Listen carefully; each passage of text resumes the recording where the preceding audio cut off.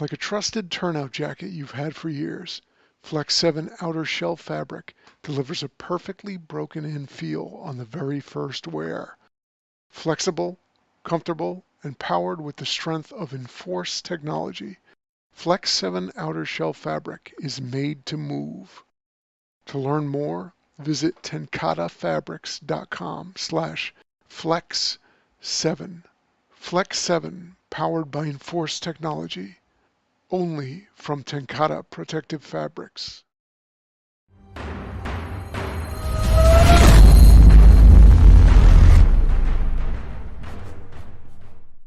Good evening and welcome to Scenes of Violence. I am Steve Hamilton. I appreciate you tuning in. This evening, we're going to talk about something that is pretty prominent in the news as of late. Our esteemed collegiate institutions and protests, and where one can have a particular position on the politics of it. I'm sure my guests will agree. It's got quite the background in politics, but politics have no business on the emergency scene. Now, they're going to exist before and after, but on the emergency scene, they ought not matter. And we're going to talk about some ways of dealing with that, trying to stay away from the topic of why we're protesting, or giving the appearance of taking a side one way or another. That's not what this is about. So without any further delay, Mr. Frank Ricci, sir, drill master, how are you, sir? Good. Retired. Well, does anybody really retire from our job? I mean, really? No, it does. It doesn't seem like they do. It doesn't seem like they do. You have quite the background on this topic, and we've discussed it several times, from the burning couch on the street to setting up the ladder pipe for the barricaded subject with the house fire. You also happen to have one of those prestigious collegiate institutions that have been in the news as of late, with the protests. You want to expand on the relationship that you guys have with that institution, or are we going to remain nameless, or are we going to put it out there? No, I'm actually really disappointed in Yale. Pleased with New Haven Police and Yale Police. They did start making arrests once the protesters started blocking the street. So yes, this is America. The First Amendment needs to be protected at all costs, and it's speech that we disagree with that needs to be protected at the utmost. But just because somebody has freedom of speech as a right through the First Amendment, we have to realize that that doesn't mean that they can impede upon other people's rights. So yes, you have the right to peacefully assemble, and the fire department and police department need to play a role in that. But once it gets into the point of they're not peacefully assembling anymore, and they're blocking, and in this case, they're blocking Jewish students from going to class, or they're getting in the streets and blocking major arteries, it has an impact on public safety throughout the city of New Haven. And it also has an impact on Jewish students. I mean, who thought in 2024 we would be telling Jewish kids to stay at home or to hide in a library? I mean, that's not America. If anybody else was president then besides Biden, I truly believe the National Guard would be called in to escort these students to class and ensure that their rights aren't impeded. So I think the fire department's role is to protect everybody's safety when it comes to scenes of violence. But I'm really disappointed on what's going on in our country, because this isn't just protecting the rights of the First Amendment, but they're actually doing civil disobedience, which impacts others' rights. And I don't think that that should be tolerated. But I think you're right, Steve. When it comes to the fire department's response, we have to be, in a sense, apolitical. But the problem that I see throughout the country is we see the fire department respond and we see the police departments prepare. So there needs to be some more preparation from the fire department when you have scenes that could result in violence or multiple arrests, and it's up to your fire department to make connections with your police department. And when you arrive on scene of something, one of the first things you're going to want to do as a commando officer is go over the radio so it's documented and request from dispatch a police officer to report to the command post that has command authority. Because we've seen time and time again, not only in New Haven, but everywhere, where a police officer will be sent to the command post who's a junior police officer who has no authority and no clue what's going on. So you send a new guy. Yeah, they send the new guy. And it's like the only thing that officer is good for, and I'm a big supporter of the police, is to get coffee. So if you wanted to send the police officer to go get coffee, that's fine. But if you put over the radio, command is located at such and such an address, command to New Haven, I need a police officer with command authority to report to the command post. Now you're giving dispatch the problem that's going to give the command of the police the problem to send somebody to your location. So you do two things. You get somebody to the command post that has command authority. You also announce the location of your command post. And another mistake that I see, and I could go back and forth with you and your police, is a lot of times the fire department will set up a command post. The police will get there. They'll have their dog, and they send their dog downstream. No, I want the dog to clear my command post first. So when you have a dog dispatched and you're setting up a command post, have the police clear your command post area to make sure you don't have a device somewhere in your area. I'll kick it back to you and kind of see where we go with it. So we don't lose the focus of that. What we're talking about is a canine that has a bomb detection canine.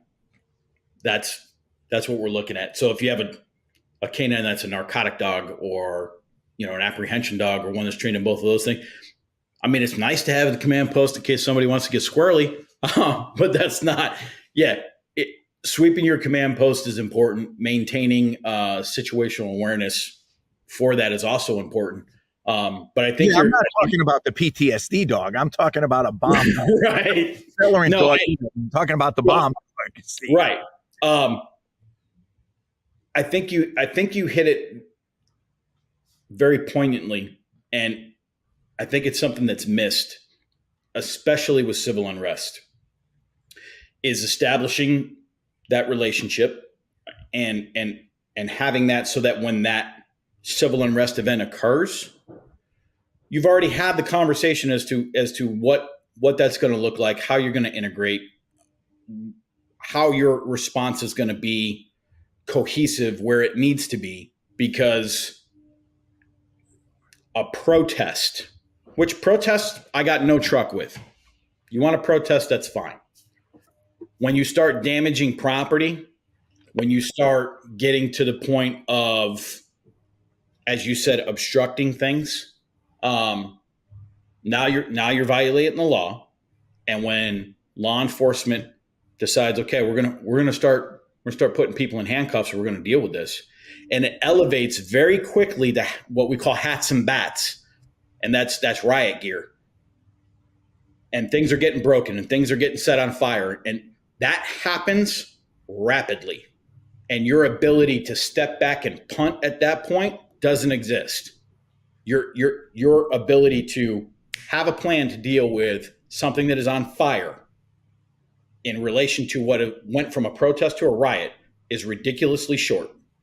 And the preparation is key. The police department is good at going to City Hall and saying, we need more police officers for this event. Fire chiefs are horrible at it. John Alston in New Haven did a really good job. We had a Yale Union protesting, and we immediately, the chief went to City Hall. We need to put on 2 extra companies, have the training division there, special ops. We put the drone up. We coordinated with Public Works to have a DPW truck filled with sand to drive behind the protesters so nobody could take a car and actually hit City Hall. And you got to have your chiefs advocating for that additional staff, because you don't want to be using on-duty companies for a protest, because it's very easy for them to get, when it gets to the bats, like you were talking about, it gets very easy for those companies to get boxed in and not be able to respond. So having that preparation and saying, hey, if we're going to have this, we need to have coordination on the front end. I mean, New Haven is an international city where we're often receiving dignitaries from around the world at Yale and also dignitaries within the U.S. So you're not only talking about coordinating with local police, but you also have to coordinate with feds and the Secret Service to see what their threats are. On one occasion, I had President Carter coming to give a speech at Yale, and at that point in time, protesters were throwing blood onto politicians. And there was a speech like a couple weeks before where they threw blood on, I believe it was Commissioner Bratton in New York City. So our threat assessment after talking to the Secret Service was we actually deployed a full decon line in the basement of where they were given the speech for the Secret Service so he could be brought down, put through the decon line, and then they had 2 exits to determine where they were going to exit, put him in the car and get him out of there. So sometimes it's not just your local police, but you need to be part of the conversation. And we see fire departments being left out of that conversation. They need to be at City Hall saying, we need the funding, we need extra companies on duty, and we need to prepare. And one other thing that I really want to point out, because we talked about clearing the command post, is if you have an event that's going on for several days where you're breaking down your command post. So you set up your command post one day, and then now 2 days later, they're having another protest, or they're having, we're going to remove the encampment and they want the fire department back there. Don't set your command post up in the same location. It's no different than when you get a call for a bomb at a post office or at any other event. You see the fire department. If you get a false call and you park here, then the next time your call goes out for that same thing where it's probably nothing, park in a different location. Don't park just in case somebody's trying to get your game plan of how you're operating. What's your thought on that, Steve? Absolutely. So you have what is being referred to as professional protesters. And these folks, they know what they're doing. Yeah, they're professional assholes. I mean, yeah, pretty much. Call a spade a spade. It's my father used to deal way back in the 80s with apartheid, and they used to have T-shirts that said "Shanty Busters" because they went in and cleared out the students in the shanties that they had placed on the quad. They gain intelligence. It's very much counter intel as part of the protest. They're looking for ways to escalate things. They're looking for ways to get a bigger spotlight on the event. And that almost always coincides with escalation. And what better way to escalate things than to disrupt the command and control of the forces that are keeping their protest at bay, or set up to mitigate whatever it is that they do. And I'll add to that, where law enforcement, you said they're great at preparation. They are. Most departments, they don't have the hats and bats in the trunk of the patrol car. So if we're going to go to hats and bats, it's because the intelligence arm of the department has been monitoring social media. They've been picking up chatter. They're expecting something to occur. They know that something is going to happen, so they prepare for it. If we're communicating with one another, we're part of that conversation. We know that already. There are certain nuances beyond social media in which you can tell if things are going to escalate. And COVID kind of screwed that up a little bit for us.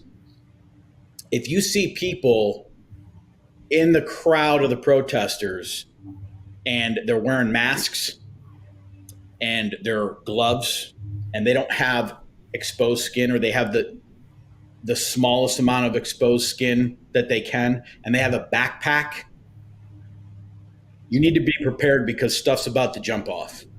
And if it's not about to, they're planning on it. That's called black bloc tactics. And it's very, very common when you, especially with professional protesters. They'll actually have people who are medics that carry medical gear, and it's meant to treat protesters as things escalate and they start doing, more physical types of things. So when you see that, you might want to be pulling on somebody's sleeve and saying, are you getting any kind of intel that this is going to escalate into something? Because if you see that, or if you see people in 5'11" tactical pants and Hawaiian shirts, that's an indication of a particular group of people that are there to cause disruption. And having two protests at the same time with counter protests, pro-life, pro-abortion, that's not, if you have both of those things going on and they're in close proximity to each other, you need to be prepared for things to escalate. So, as you said, preparation versus response, because it's going to be different. Yeah, I was always suspect of Alan Brunacini with his Hawaiian shirt, but nothing ever jumped off FDIC when he was there. He always kept it professional. I think you got to be prepared, and a lot of it is not only your coordination with the police department, but also what training do you have? We see a lot of this civil disobedience now, where they're using, the dragon device, where they put their hands together in the PVC pipe with the two screws and they handcuff it. That's a great class from Homeland Security, and the State Department does the class as well. But I'm sure you get training elsewhere on how to defeat protester devices, because that's only going to become more and more prevalent, especially if you have any college in your town. Your department should be prepared for that type of, to be able to work hand in hand, because the police department, besides probably New York City, most police departments don't have a wizard saw. They don't have all the tools. So you're going to have to get involved to remove protesters at some point. So it's good to do that type of training hand in hand with your police department. So for example, in New Haven, one of the things that we did right off the bat, which paid dividends, is when after 9/11 and we started training everybody at hazmat tech level, the fire department trained the police department and the bomb squad and their EOD and their special operations guys and girls. So that way we had that working relationship. The fire department was trained in how to remove the bomb suit. God forbid there was a detonation and we had to take it off. So all that training needs to be, and I think it's been a long time. I'm not there now, but I think it's been a long time since New Haven had that training, and they need to refresh it. So that's the thing, you can't just do it once, check the box. The half of the job has changed now. So the members need to know, hey, how do we get out the bomb suit? Who are the police, and kind of build those relationships and get some training specific for that. But make sure you have other dedicated units. Just on the bomb suit, because it kind of triggered me. You'll see a lot of fire departments in the country where the police will have a suspicious package. They'll have one guy or girl get suited out in the bomb suit, and the fire department's standing there in civilian clothes. It's like, wait a second. If they put the stuff on, even though they think it's nothing, if they put the stuff on for a suspicious package, you better at least have two firefighters ready to go in full gear, SCBA bottles on, ready to put the mask on to go grab that person. If something happens, pull them back and do decon. And it's amazing how many fire departments around the country, they don't do that. They'll pull up to the bomb call, they'll watch the bomb squad go down range, and they don't dress out. And that was one thing that I changed in New Haven. I show up, respond from the training academy for a bomb call, and I'd see the engine company there just talking like we're talking here. It's like, if this goes up, what's your plan? Girls got to get dressed out.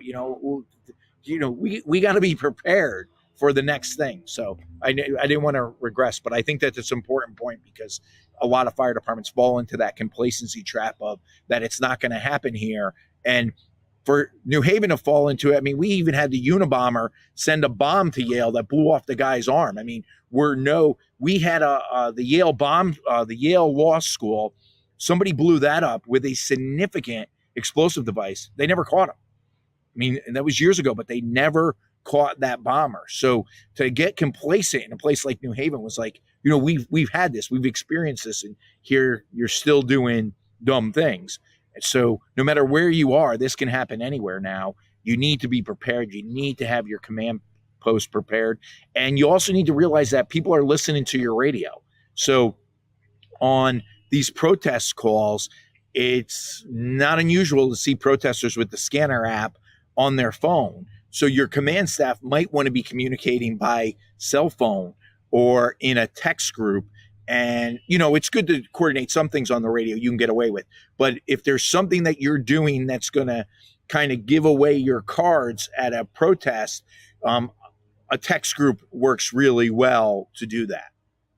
So it's funny you say that. Well, two things. One, on this show, we had Andrew Dorman a few years back. He's a FBI bomb specialist, and he worked the Unabomber case amongst several other infamous bomb cases. And he enlightened everyone to the difference or the definition of packages. So a backpack on a park bench is an unclaimed, unknown object. It's not a suspicious package. It's an unknown object. Upon cursory inspection, you notice wires, fluid, some indication that there's more to it. Now it becomes a suspicious package. And that is when the bomb guys are dressing out. And then there's an IED, or an improvised explosive device, and that's after the cursory, and they come in with a suit and they open it up and they go, you back up because this gun go boom. That's a bomb. If the bomb guy's getting dressed out, there's a really good reason that they're doing it. And it's probably not because it's an unknown or unclaimed object. There's something else to it. It's at the gas service to, the courthouse or, the mayor's office or something like that. Okay, that's a little different than a park bench. So there's that. The other thing, you talk in text message groups, when we had the protests here in Columbia and they went off the rails a bit and took some corralling. It was the Black Lives Matter. The sheriff very clearly stipulated how things were to go. And he said, you're protesting and you're exercising your constitutional rights up until 4:30, 4 o'clock, whatever it was. At the conclusion of that, you're dispersing and we're going about our day. If you go beyond that time frame, or you start to impede traffic and things like that, that's a different story. That's going to involve some criminality, and we're going to react to that. Again, knowing that there was very good indication that things were going to escalate. Sent out messages to all the deputies. I got a text message saying, if you're available, report to X location to get issued hats and bats, and you're going to the city. And they preloaded all these people all day long, just preloaded people, sending them down to the city, knowing full and well that this was likely going to escalate. And the sheriff marched with the Black Lives Matter protesters right out in front, marched with them. He said, because I believe that Black Lives Matter. And I don't believe in using tactics or breaking the law or hurting other people in order to express that message. But I support your ability to exercise your constitutional right. And he did that. And then things went awry. Not the protesters that had organized the event. No, they left. They did exactly what they said they were going to do, and they left. But there were bad actors who articulated as such in social media and other methods that they were coming to Columbia to burn the city down. That's what they said. And the sheriff said, nope. And as soon as those things started to happen, lined everybody up, and within 45 minutes cleared the city completely of all protesters. Several people are arrested. And that was that. He said, 6 o'clock, we're clearing the street. If you're on the street, you're getting arrested, period. And the next day, they showed up, did their thing. They tried to get squirrely again. And very clearly, here is the area in which you can protest. If you leave the confines of these streets, you're going to jail. And that's exactly what happened. Yeah, I think as long as they give them a place to peacefully assemble, you're clear. I would, if we have any police chiefs listening, I would warn against saying unless there's a curfew set by the governor, I would warn against any fire chief or police chief to say at 4 o'clock, we're going to remove you, unless they're on private property and the school says, hey, at 4 o'clock, we want the police to clear because they're trespassing. That's different. But if it's a public property, as long as they're not in the road, I think that you can't put a time limit on their constitutional protected right to assemble as long as they're not impeding anything else. So I would just push back on that a little. He did it. It was ineffective, but that's also going to lead to another legal challenge. Well, and to be clear, they were on the State House grounds. They were on the State House grounds, and that is when the State House closed.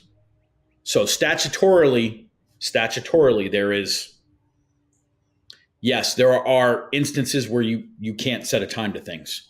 And it's statutorily defined. In this particular case, the State House closed.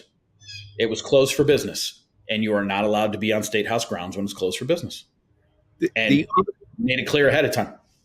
Fair enough. The other thing that any fire department should be aware of is, as part of their plan, or even if you're taking a promotional exam, and this isn't just for protests, but this is also for any mass casualty thing or an active shooter.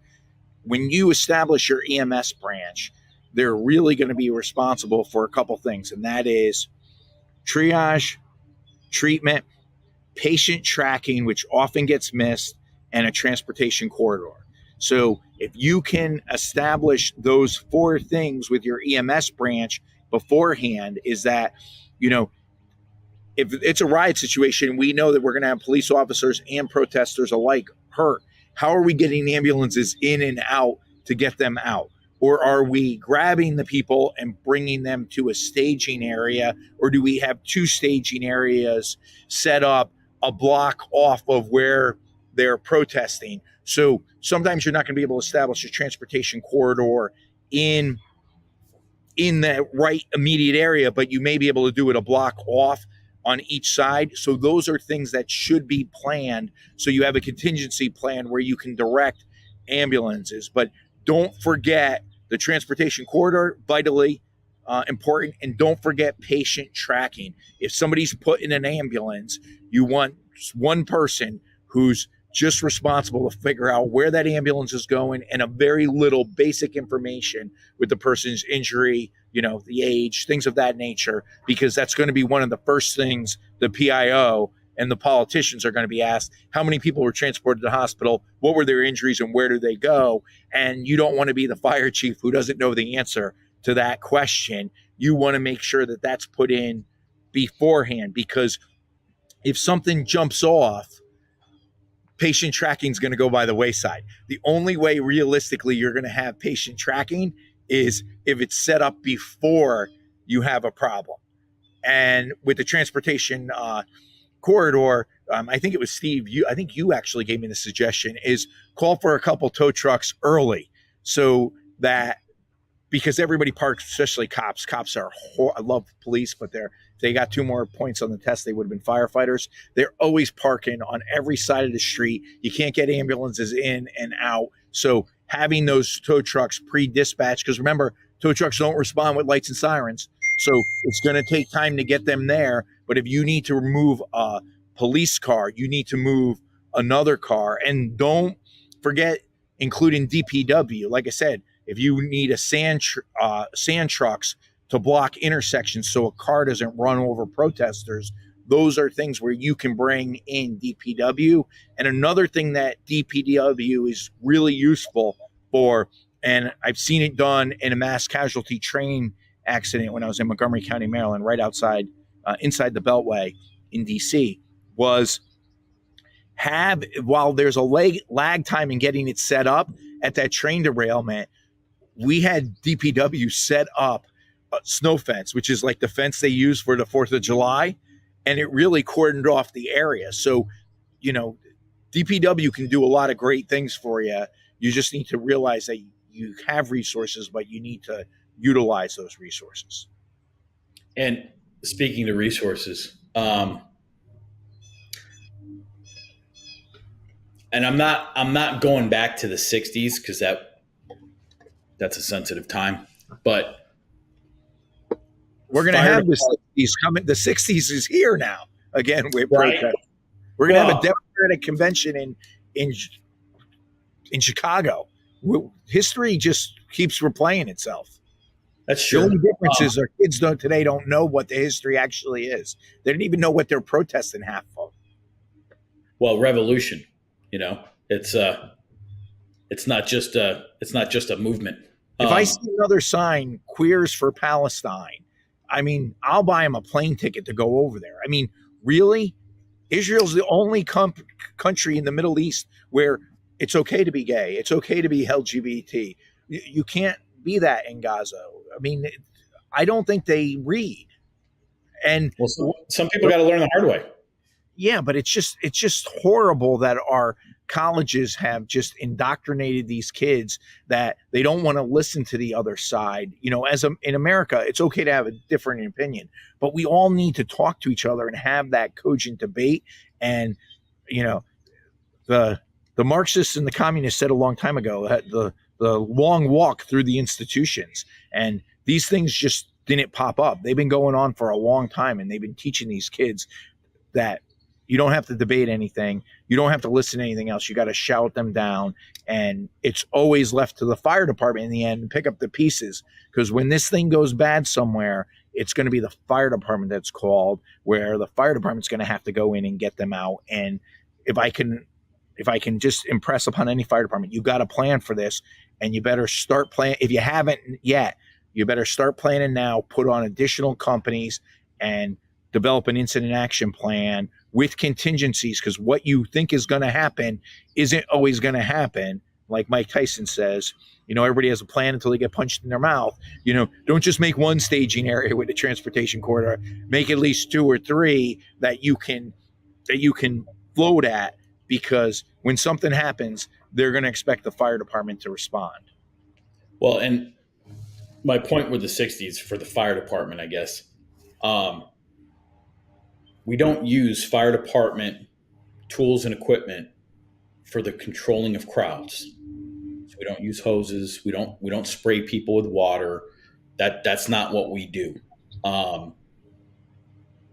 That somebody can debate that however they want. Well, life safety. Listen, if you get involved in that, if you allow your trucks to be used as blockades, if you allow that to happen, you are opening up the possibility for your fire department to reap the negative effects of that for years upon years to come, of being targeted, of being seen as the same as police, and that's not our mantra.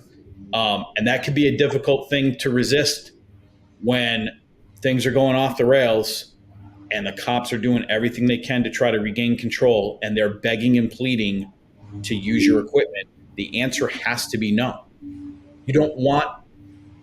I cannot express how bad it'll be if you use your department ladder truck to block a road and a protest turns into a riot and that truck gets overcome. All the tools, all the equipment on the truck, the fact that the truck doesn't need a key, you got a big problem. You could have your ladder truck driving down the street with somebody in it that's not a firefighter. You could have your tools and equipment being used to cause damage. Moreover, if your truckies are anything like most truckies are, they're not gonna take too keenly to anybody trying to do that. So now you're gonna have your truckies getting into fisticuffs with protesters, and someone's gonna snap a picture of your senior man taking a 6-foot New York hook and sticking it where the sun don't shine on some protester, the ripple effects of that are bad. So yeah, I completely agree with you on that. That doesn't mean don't conflate what Steve's saying. I mean, if you have a fire situation, you're going to deploy your fire apparatus for the fire situation that the protesters started. I know that's not what he was talking about, but I just want to make sure our viewers realize that, if somebody's hurt, you're bringing your ambulance in.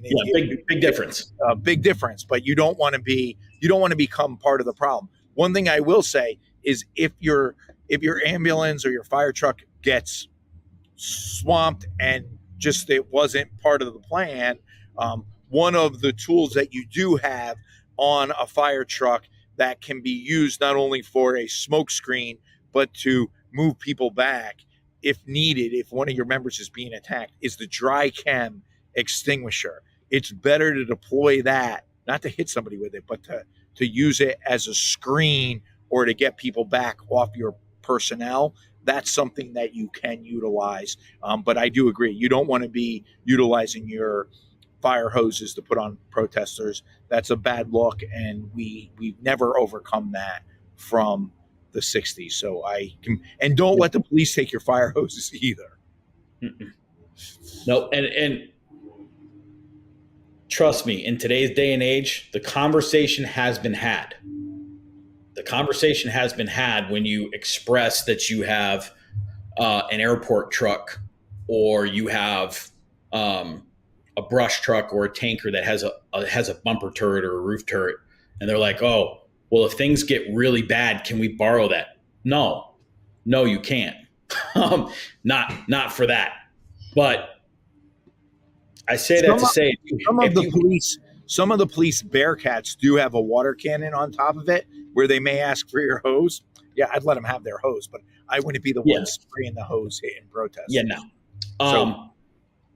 But what I will say, and I believe this to be tried and true, if your department runs an ARF mission and you have an ARF truck, that is a ridiculously valuable tool should you have a protest turn into a riot.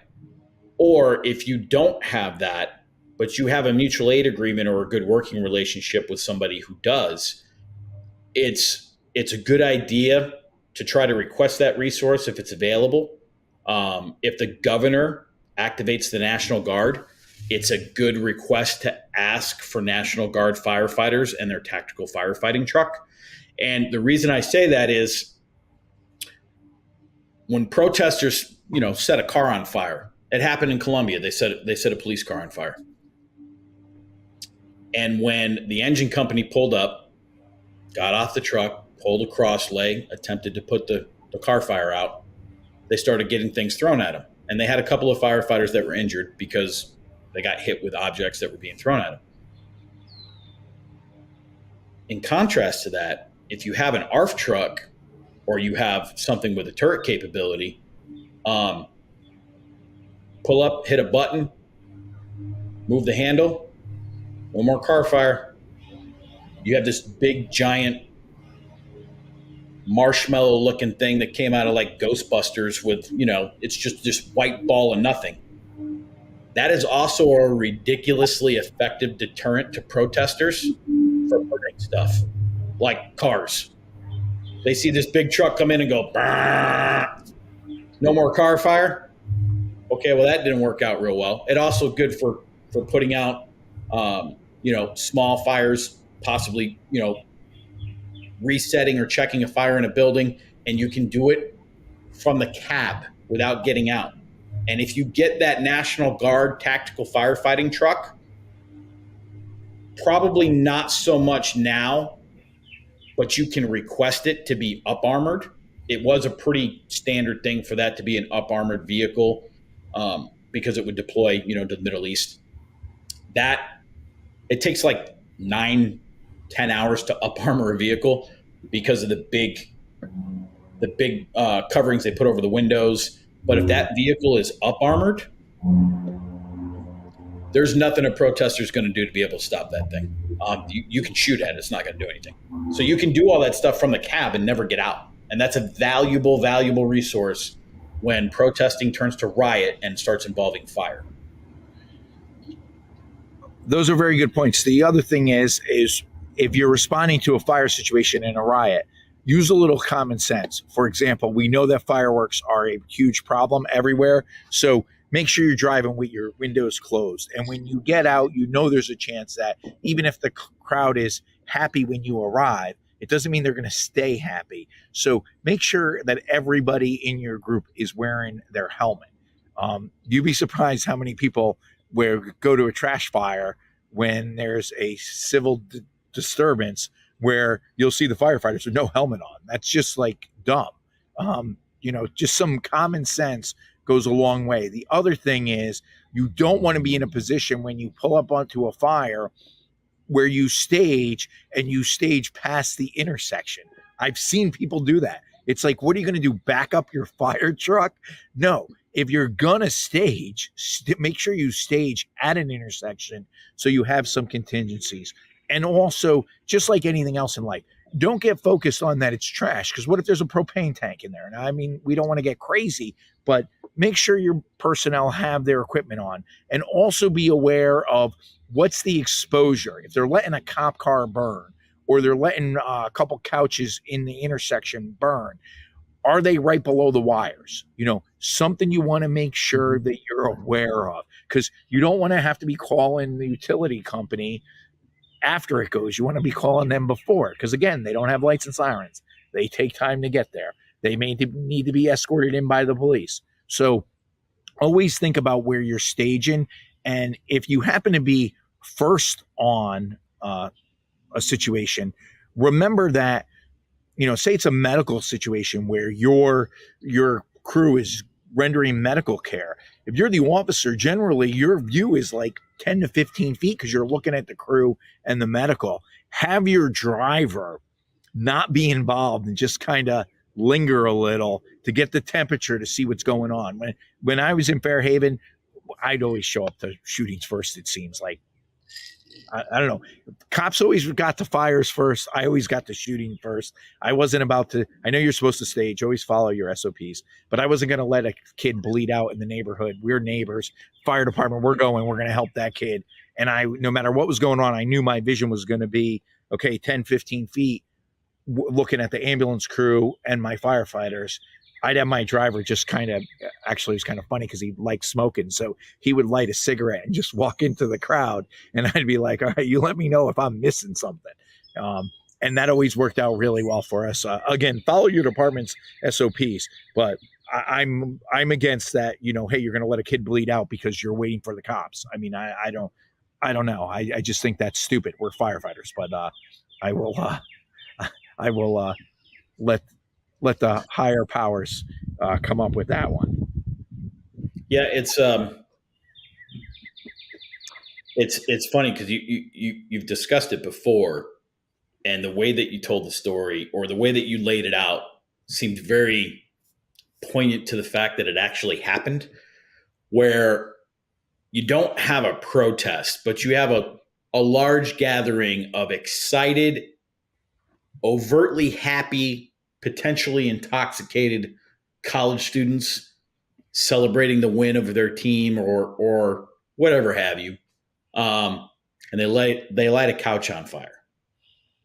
And you get the call to go deal with the couch. And you had said then, and very much the way you're articulated now, make sure your response is measured. You don't need a box alarm and, hitting hydrants and stretching lines down the street for a couch. I mean, is the couch really, it's going to do a whole hell of a lot? Is it something you can handle with a can? Yes, you want to make sure you wear your helmet. And as you said, very particularly, hey, everybody's happy and jovial and it's a great time when you guys show up. And then you go to put the fire out. And some drunken bastard who, because he's drunk, it took an extraordinary amount of effort to set that couch on fire, and he's less than pleased that you're about to put it out. I mean, that is what you're dealing with. When you protest to large groups of people, it's a living, a living, breathing thing. And you And look at it the like a other thing, living thing. when you're dealing with a group and you're the fire department, you're not the FBI. Nothing we do is a secret. There's only two things that you can't do in the fire service. You can't discuss cause and origin, and you can't give anybody's medical history.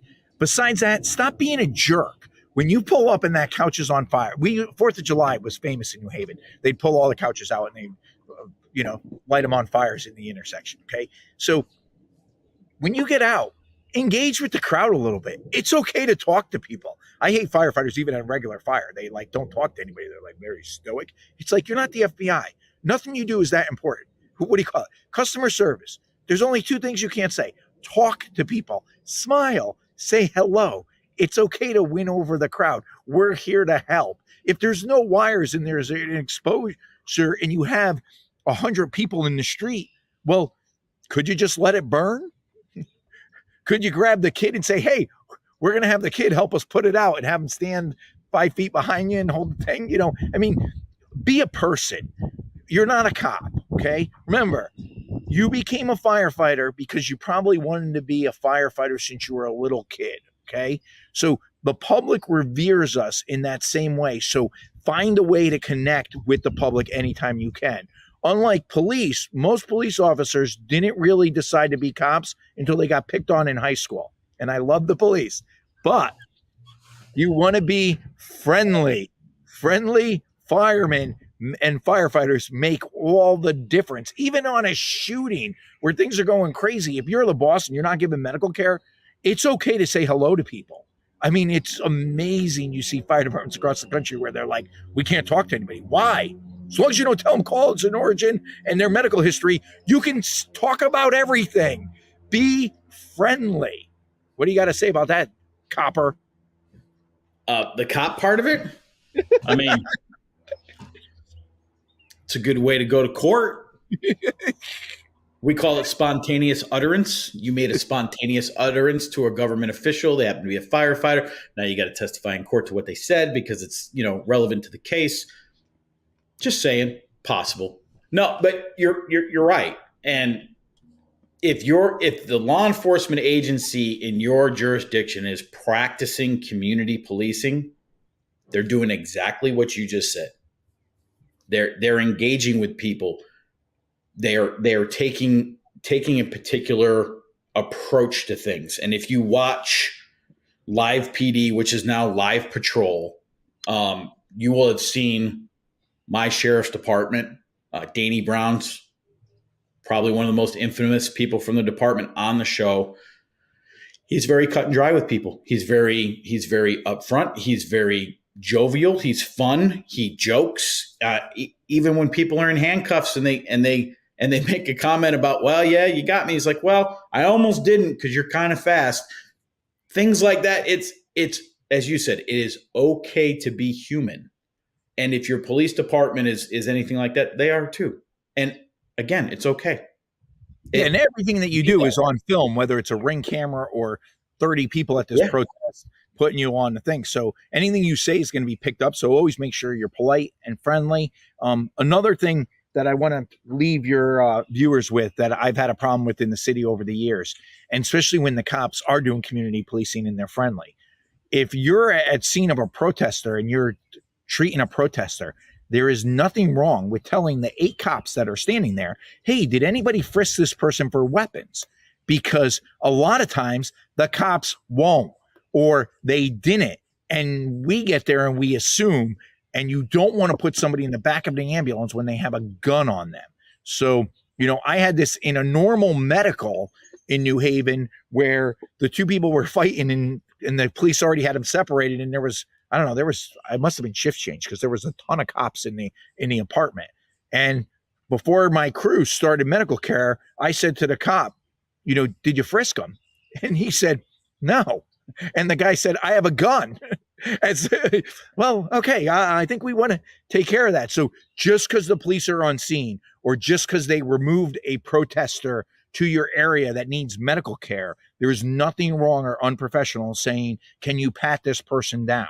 They're at a protest. They could have weapons. You don't want to put somebody in the back of an ambulance that has a tear gas bomb in their backpack. So asking the police to do a quick pat down and be friendly to the person that you're doing it. Hey, it's for our crew safety. We just want to make sure, do you have any weapons on you? And whether they say no or not, I'm going to have the police officer pat you down. There's nothing wrong with that, but don't assume that the police did the job because there's a ton of cops standing around. Cops love standing around. I've been kind of picking on the cops tonight, but what do you? I agree with that. I'd also add, ask the cops, is this individual in custody? Because if they're in custody, if they are being charged with a crime and they're injured and they're not in handcuffs, something's not right about that. Ask the question, is this person in custody? That's an important question to ask, whether you see them in handcuffs or not. There are times when you can handcuff people and detain them for your safety. There are times in which you're handcuffing people because they're under arrest. And there are times when you're not doing either and you haven't handcuffed somebody that is under arrest. So ask the question, is this person in custody? It also may have bear relevance as to whether or not they can refuse medical care. There are some departments, their protocol is upon deployment of a less than lethal weapon like pepper spray or a taser, they have to be medically evaluated before you can take them to jail. So make sure that you're asking those questions. Make sure that you're asking, hey, has this person been frisked? And I would go so far as to say, it's not a bad thing to say, hey, can you frisk this guy before I put him in the ambulance? Or can you frisk this woman before we put him in the ambulance? Because whenever we change, if I arrest somebody, I put them in handcuffs, and they're not going to get transported in my car, they're going to get transported in your car. You are going, before you leave, you're going to take that person and you're going to frisk them again before you put them in your car. Then when you get them out of your car at the jail, they're going to frisk them again. Every time that person changes hands with another officer, they frisk them again. Every time. And there are multiple cases of the third or fourth person frisking the individual, they find a firearm or they find some other kind of weapon. It happens. It's as you said, it's nothing personal. If you want, bullshit it. Hey, department policy is if a law enforcement officer has you detained or has called for our service, before we can put you in the ambulance, you have to be frisked by the law enforcement officer. It's our policy. It's not my fault. Lay it off on something. Your crew safety is your responsibility. Whether you're the officer or the backseater, your crew, it's your responsibility. I always love our spirited discussions, especially, the love relationship that you have with the brothers and sister in blue. I love the brothers and sisters in blue. I'm actually a big supporter of the police. I just like to have a little bit of fun with them. So what do you call it? I've always went out of my way for the police, even to help their union out. So yeah. No, I really do appreciate the cops and always made sure the firehouse was open to them and they felt welcome. I'd even give them the change sometimes. So, but I do like making fun of them, especially because you're a cop, Steve. Well, you have subscribed to the idea, and I know because we've talked that God created cops so firefighters could have heroes. That's right. Yeah, right. You said it. You said that's right. We're gonna leave this show off on that, so that way they can feel good about themselves. But hey, I really appreciate you. I appreciate you coming on and taking the time to talk to us. I know your history with Yale runs deep, and you guys have a great working relationship with the emergency services personnel that respond there. My heart goes out to them. I watched my father deal with Ivy League protests, and it's different. Once a school administration gets involved, once there's politics associated with it, it's different. It's not the same thing. Columbia kicked NYPD off their campus. It's their purview to do that. However, if you call local law enforcement onto a campus and they start spitting at you, they start throwing, you're going to get arrested. Period. There's you no should get arrested. But the problem in should, America yeah. right now, the problem in Joe Biden's America right now is you have Jewish kids where they're violating their First Amendment rights and their ability to assemble and go to school. They didn't send in the National Guard to protect these kids. It's beyond the pale that we have Jewish kids hiding and being told not to go to school in America, and that should transcend politics. I mean, this isn't the 1930s. This is 2024. And yes, the fire department's job is to be apolitical, but you got to prepare for these things. You got to be prepared to respond, and you can't do it in a vacuum. You got to prepare with the police, have a plan, but make sure your plan has contingencies and you're ready to go. And I would offer any of the protesters that feel that they have a position with articulating the war with Israel and in Gaza, I'll buy your plane ticket where you can fly over to Gaza and maybe make your voice and your position, put it to better use than on a collegiate institution. Yeah, hop on a plane, man. Go over there. Make your protest there. See how that works out. I'll buy your plane ticket. My wife's going to shoot me in the face for saying it, but I'll buy your plane ticket because I really want to see how that works out. Again, absolutely. Yeah. You want to split it? No, I feel much better if you were paying for it. Yeah, I'm sure you do. My wife would be happier with that. Let's take this off, and thanks for having me on. It's always an honor to be on your show. And thanks to Mark Ha for being behind the scenes and making all of our shows happen. And, my last word is be prepared and have a plan. And all your fire chiefs out there, it's time to spend some of that political capital and say, hey, we're having a protest. We need to put on additional 2-3 companies, get the drone in the air. The drone is so vital. Don't rely on the police drone. Have your own drone up so you can see how this thing is evolving, because that's not information that they may share with you. And if you do have a drone program, make sure you know where in your city the drone is geofenced. And if you need to make any notifications to the airport or whatever, if you have an airport in your city, like New Haven, Whaley Avenue Jail is geofenced. So if you fly the drone in the neighborhood, the drone comes down when it hits the fence. So those are things that you need to know before you deploy your drone. That's it. Make sure that you clearly communicate with law enforcement that you're launching the fire department drone, or there's a decent chance that your drone's going to get shot with buckshot from a shotgun shortly after that. Well, you can tell you're down south. We're in the Northeast. They'd be afraid to fire their weapons up here. Yeah, just saying. Again, thank you, Frank. I appreciate it. Always a pleasure to have you on. Thank you for turning into Scenes of Violence. Steve Hamilton, Frank Ricci, and we will see you next time. Check out the book, Command Presence, available at the bookstore, Fire Engineering.